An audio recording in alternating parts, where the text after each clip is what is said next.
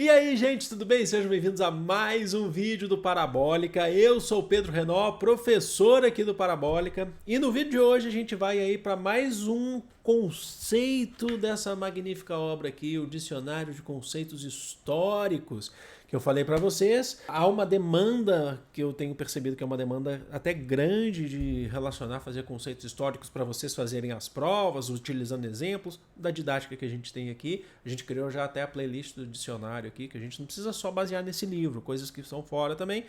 Eu pretendo trazer também conceitos aí relacionados à filosofia. Então tá de conceitos históricos, mas eu posso mudar também, certo?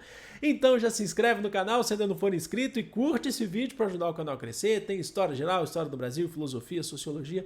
Tem muito conteúdo completo para o Enem e demais vestibulares. Também não me deixe de seguir na Twitch, porque eu tenho feito live lá. Essa semana eu dei uma paradinha reduzida, porque eu estou fazendo academia. Nossa. I'm sorry. E eu tô chegando muito cansado da academia, mas até eu estabilizar. Mas lá a gente grava vídeo, os nossos vídeos ao vivo mesmo, grava podcast, prepara a aula. Tá muito bacana, se eu fosse vocês. Eu não deixava de me seguir, é o primeiro link da descrição aqui, o link da nossa Twitch. Eu vou deixar também no primeiro comentário fixado também, vou passar a deixar para incentivar vocês a irem para lá, porque lá a gente está produzindo conteúdo de vestibulares. Eu jogo um pouquinho também, mas o básico lá, o maior lá é conteúdo voltado para vestibulares. Por isso que eu quero que vocês estejam lá, me dá mais essa força. Eu peço isso com todo o coração do mundo, agradeço demais quem já está lá. Vamos falar então do conceito de ditadura. Primeira coisa, a gente vai hoje falar de alguns exemplos de ditadura. A gente tem uma base, eu vou deixar também a bibliografia sugerida na descrição para vocês, para quem quiser se aprofundar mais. Ditadura, gente, em linhas gerais, a gente vai definir a ditadura como um regime político em oposição à democracia. Porém, a gente também sabe que assim como existem ou existiram ao longo da história várias formas de democracia ou vários tipos de democracia, hoje a gente vive uma realidade de uma democracia liberal burguesa, por exemplo, nós tivemos outras, tivemos a democracia participativa ateniense, entre outros modelos de democracia. A ditadura também, existem outras formas de ditadura, sobretudo os que a gente vai focar aqui são as ditaduras do século XX, que são mais próximas de uma realidade para chegar ao ponto que a gente entende hoje como ditadura, tá? Então é preciso a gente pensar nisso. A gente vai definir aqui basicamente 3 formas de ditaduras ao longo aí do século XX, para vocês irem entendendo um pouco das diferenças, para a gente entender essa concepção. Certo? E aí vocês vão falar, então agora eu sei o que é ditadura. Bom, entendendo agora esses 3 tipos de ditadura, essas 3 formas de ditadura, a primeira ditadura que a gente entende, a gente vai chamar de ditadura simples. O que é uma ditadura simples? Geralmente é uma ditadura baseada em uma pessoa, certo? É uma ditadura onde existe um ditador que dita as regras, as normas, a maior parte das coisas que existem naquele país, o controle do Estado. E essa ditadura ela é forçada através da coerção policial e da coerção militar. São ditaduras militares, inclusive, tá? A maior parte delas. Como assim? Você não necessariamente tem apoio popular e elas geralmente são colocadas durante o período que a gente chama aí de Guerra Fria, que vai de 1945 até 1991. São ditaduras que existiram durante esse período, principalmente naquela concepção de países de terceiro mundo. Países bem pobres, mas bem pobres mesmo. Então a gente fala, por exemplo, do ditador de Uganda, o Idi Amin, como exemplos, tá? E o Papa Doc no Haiti. São ditaduras onde o ditador ele se apropria do Estado e se apropria inclusive da dor daquela população através das questões sociais, das desigualdades sociais que existem, das necessidades da população, uma fragilidade que existe da população vivendo num terceiro mundo de Guerra Fria, numa pobreza em países geralmente miseráveis. Aí esse ditador, ele se coloca enquanto solução, mas ele não necessariamente tem um apoio popular. E não necessariamente tendo o apoio popular, ele governa através da coerção policial, ou da força, através da força do Estado, através da força do militar, certo?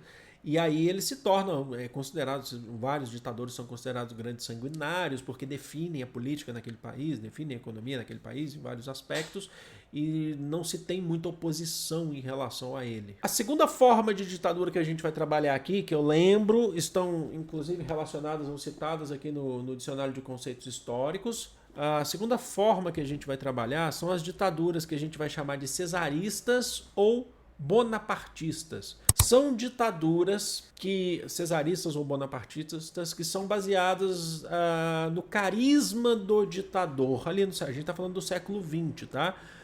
Porque as referências são até de César ou de Bonaparte do século XIX, né? Mas elas são ditaduras do século XX que são baseadas no carisma do ditador com apoio popular. Eles forçam esse apoio popular.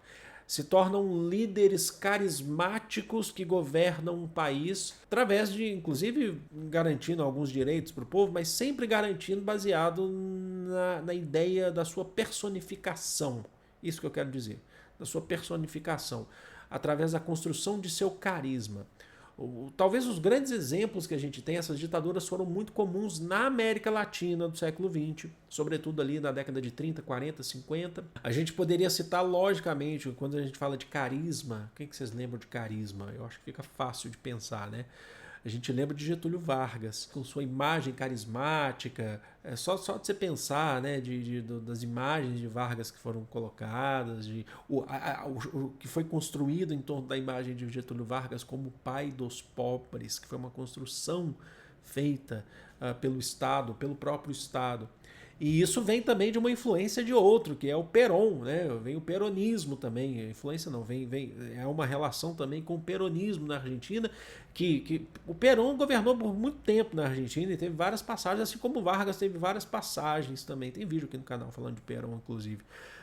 Hoje em dia, pra vocês terem noção, o peronismo na Argentina foi tão forte que existem líderes de direita e de esquerda que se intitulam peronistas ou defensores do que foi Perón, de tão complexo que foi o peronismo na Argentina, assim como foi Getúlio Vargas. Na Argentina, na minha opinião, foi muito mais complexo de se pensar. Hoje, a esquerda no Brasil não faz nenhum tipo de defesa a Vargas, identifica Vargas, de fato, como um ditador muito mais ligado a ideais fascistas, mesmo no período nacionalista de Vargas, que já não era ditadura, era dentro de uma democracia, que não era socialista. Vargas nunca chegou a ser comunista.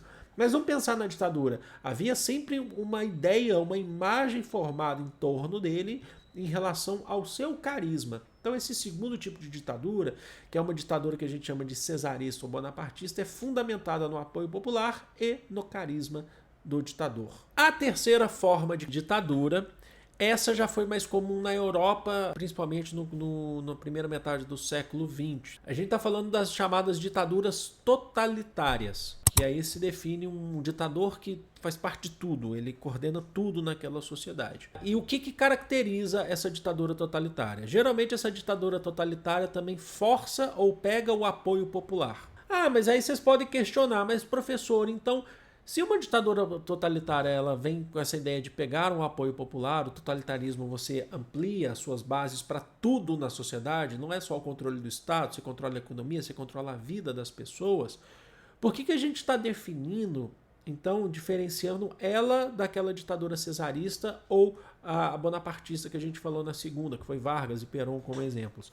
As ditaduras totalitárias, elas geralmente são consideradas aí, além de totalitárias, o controle maior do Estado, bem maior do que foi Vargas ou Perón, elas são ditaduras também de partido único, unipartidárias.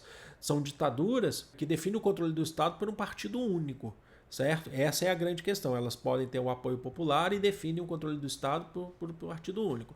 E aí os exemplos ficam bem fáceis da gente entender. É o fascismo de Mussolini na Itália, é o nazismo de Adolf Hitler na Alemanha, é o stalinismo de Joseph Stalin na União Soviética. Um detalhe muito importante que eu quero discutir aqui, que na verdade eu quero mostrar para vocês que não é a discussão do vídeo. Aqui a gente está definindo ditadura. Nós não estamos definindo conceitos ideológicos entre stalinismo e nazismo. Reparem nisso, a gente está falando de conceito de ditadura enquanto regime político, mas a gente não está entrando na alçada, gente, da ideologia. Tá? Você está colocando ditadura totalitária e o stalinismo no mesmo tópico do nazismo alemão. Então você está falando que são iguais? Não. A gente não está falando da questão ideológica. A gente está falando de uma estrutura de poder. A gente está falando de uma relação de regime político enquanto forma de estrutura de poder. Existe o ditador, o partido único. Mas a gente não está entrando na questão da concepção sobre socialismo ou nazismo, porque nazismo a gente sabe que é uma via de extrema direita, que não rompe com capital privado, enquanto o socialismo está falando de uma questão internacional de trabalhadores, certo? De uma questão internacional de trabalhadores que rompe com a propriedade privada enquanto meio de produção. É diferente, a gente não está entrando nessa questão da ideologia. Mas em relação à ditadura, quando a gente fala de ditadura totalitária de partido único, elas estão aqui no mesmo conceito. Tá bom, gente? Não no conceito ideológico, no conceito de estrutura, tá bom? E aí, a gente tem que puxar um pouquinho atrás, porque ditadura, o conceito de ditadura, saindo um pouco do século XX, indo para outros períodos, ditadura é um negócio que existe há muito mais tempo.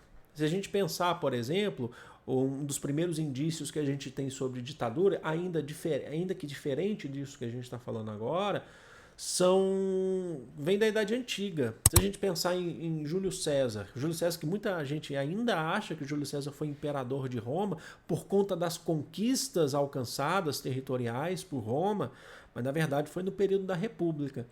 De 49 a.C. a 46 a.C., de 49 a.C., né, se eu não me engano, o Júlio César ele foi colocado, ele foi definido, inclusive com a aprovação do Senado, que era a instituição mais sólida e política da Roma, nos três períodos, tanto da monarquia, foi o Senado que transformou a monarquia em república e depois apoiou a entrada da monarquia, depois da república, para o Império Romano. Com a aprovação do Senado, o Júlio César se tornou o que eles vão chamar de ditador perpétuo de Roma. O objetivo dessa ditadura de Júlio César era solucionar questões políticas relacionadas ali à República Romana. O contexto é o seguinte: Júlio César se torna ditador perpétuo de Roma após o triunvirato, após as crises que aconteciam em Roma por conta do triunvirato, junto com outros membros, outros governantes de Roma. E Júlio César se tornou inimigo dos outros governantes de Roma. E aí teve a aprovação do Senado para se governar sozinho, se tornar o ditador perpétuo de Roma. Foi para solucionar a questão política de Roma. Assim como também na Idade Moderna, e aí eu volto a falar, há um exemplo aqui do Dicionário de Conceitos Históricos, e muito obrigado pela editora Contexto por me conceder, né, a obra, conforme eu havia pedido. A gente tem o caso na Idade Moderna, também com a derrubada do antigo regime francês, a ditadura no século XIX, 1789, e daí vai um pouquinho mais para frente, a gente tem Robespierre, a ditadura de Robespierre, que é uma ditadura burguesa lá dos jacobinos, que é considerado também chamado de período do terror, que é uma concepção de uma ditadura burguesa, mas ainda que uma burguesia mais radical, diferente dos girondinos, com a derrubada do antigo regime, que também foi ali para solucionar questões políticas, porque ali você estava tendo uma crise entre girondinos e jacobinos na questão da Convenção Nacional. Qual que vai ser o modelo? Os girondinos anteriormente defendiam uma monarquia parlamentar, uma monarquia constitucional, e os jacobinos mais radicais se opunham, falaram, não tem que ser monarquia não, a gente tem que fazer a República Francesa. E os franceses têm muito orgulho disso, né, que eles vivem falando até hoje como Vive la France, vive la République, né, viva a República Francesa. A França depois passou por outras. Hoje eles estão na chamada Terceira República Francesa, porque depois voltou ao Império, Napoleão, depois Napoleão III, voltou a monarquia, né? Que a França voltou a ter um monarca, como foi o Luís XVIII, por exemplo, que era irmão do Luís XVI, que foi derrubado na Revolução Francesa. Enfim, isso é matéria de história da Revolução Francesa, mas é legal para a gente contextualizar, e ali foi criado, inclusive, o Comitê de Salvação Pública, né? Na França, para solucionar questões da crise social e política francesa. Na questão social, você teve o tabelamento de preços, por exemplo, né? A lei do máximo, porque a comida era muito cara para os franceses por causa da escassez, e antigamente o antigo regime mantinha o monopólio dessa comida toda. Tudo ia para Versalhes, comida toda. O Luís XVI comia pra caramba lá com a Maria Antonieta. Enquanto que a população parisiense passava fome, a população tinha uma crise agrária, a zona rural da França. Então você criou um comitê de salvação pública, a lei do máximo, e estabeleceu também o tribunal, né? Nesse comitê de salvação pública, a partir disso, que é aqueles considerados traidores, o que ainda estavam fazendo complô em favor da monarquia, ou de qualquer outra forma que não fosse ligada ao fim do antigo regime, estaria sendo julgado, sendo colocado na guilhotina. Mas tanto de Júlio César, repare que a ditadura lá de Júlio César, quanto a de Robespierre, foram ditaduras que foram para solucionar essas questões. Elas tinham por um objetivo. Uma burguesa e a outra lá do Júlio César, para solucionar essas questões. E aí a gente chega num conceito que eu tenho certeza que tem muita gente pensando e tentando encaixar aqui, que a gente vai falar sobre o conceito de ditadura do proletário em Marx. Eu tenho um vídeo muito antigo sobre ditadura do proletário em Marx, aqui eu vou fazer uma síntese dele e tentar mostrar de maneira bem didática, até mesmo com a minha maior experiência hoje em YouTube, que o conceito de ditadura de proletário em Marx, ele não se encaixa a esses conceitos todos que nós já falamos de ditadura. Ditadura do proletário em Marx, inclusive já vi vídeos, inclusive tem um vídeo até do professor José Paulo Neto falando que deveria se mudar o nome, não deveria se mudar, que é uma questão interpretativa, que muitas pessoas são equivocadas nesse sentido.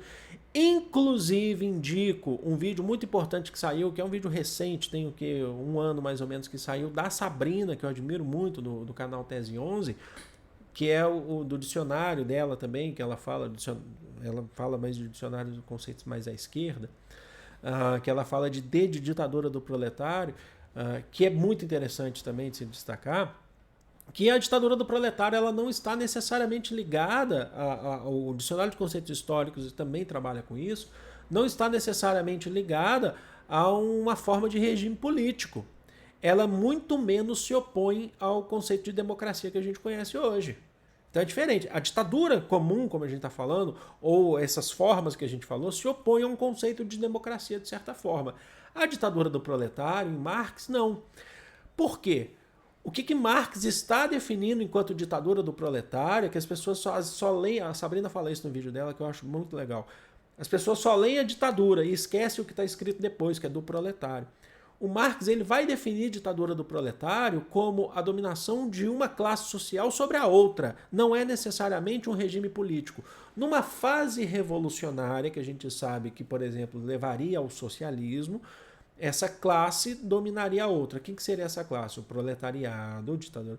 Ela estaria nas ações do controle daquela sociedade até que se chegar ao comunismo, até que se chegar a uma outra etapa, onde o Estado, de fato, se dissolveria, de certa forma. Mas, assim, o proletário, que é a maioria da população em todos os países, o trabalhador é a maioria, isso não tem como negar. Ele estaria no controle sobre a burguesia, que é outra classe, que é a minoria que num país capitalista detém os meios de produção. E é uma minoria que tem um poder significativo econômico, porque tem o controle dos meios de produção, mas em números é insignificativo. E aí o Marx ele apontava para essa contradição. Olha a contradição de que a maioria está sofrendo, passa fome, enquanto a minoria tem o poder, o controle dos meios de produção. Então a ditadura do proletariado seria uma inversão desses papéis. Em prol da vida do proletariado, você troca. Mas não é um regime político, como a gente está definindo, com uma estrutura política. Inclusive, deve ter gente pensando assim, professor, mas você falou, por exemplo, das ditaduras proletárias, das ditaduras totalitárias, você citou o stalinismo, ela não entra no conceito de ditadura do proletariado. Enfim, gente, é muito importante discutir isso também, que você tem experiências diferentes de ditaduras, inclusive ditaduras de esquerda, que não necessariamente vão seguir ao pé da letra o que o conceito de que Marx vai falar de ditadura do proletariado. Tem um outro vídeo, eu não vou me lembrar qual que é mesmo, da Sabrina, que ela fala de experiências diferentes de ditaduras ou experiências diferentes de aplicação de socialismo em países. E aqui a gente está falando nisso também. Então, o Marx, na sua concepção de ditadura do proletariado, que não é um regime político, e sim um domínio de uma classe social, proletariado, povo, trabalhadores e trabalhadores sobre uma outra classe que é bem pequena, mas que antes detinha os controles, o meio de produção, que é a burguesia, nesse sentido, olha só, essa ditadura do proletariado de Marx não se opõe à democracia, porque ela já se coloca como uma forma de democracia entre os proletários, entre os próprios trabalhadores, porque são a maioria no controle do país, por exemplo, no controle do Estado, no controle daquela sociedade, no controle de uma outra classe. Então, aí entra um outro nome que a gente chama também de ditadura democrática do proletariado. Entendeu? Então ela não se opõe ao conceito de democracia liberal burguesa que a gente tem hoje. Então é preciso definir isso de certa forma, porque ditadura do proletariado não é um regime político como as outras que a gente falou aqui. Compreenderam? Ditadura, conceito só ditadura, específico de ditadura. Por mais que você tenha variações, você tenha modelos diferentes, elas são um regime político onde se controla o Estado e se controla a população, independente de classe social. Eu espero que vocês tenham curtido, espero que vocês tenham gostado. Deixa aí nos comentários, dá aquela curtida que ajuda demais o canal a crescer. Eu vou ficando por aqui. Eu amo vocês e é de todo o coração do mundo. Um grande beijo. Fui!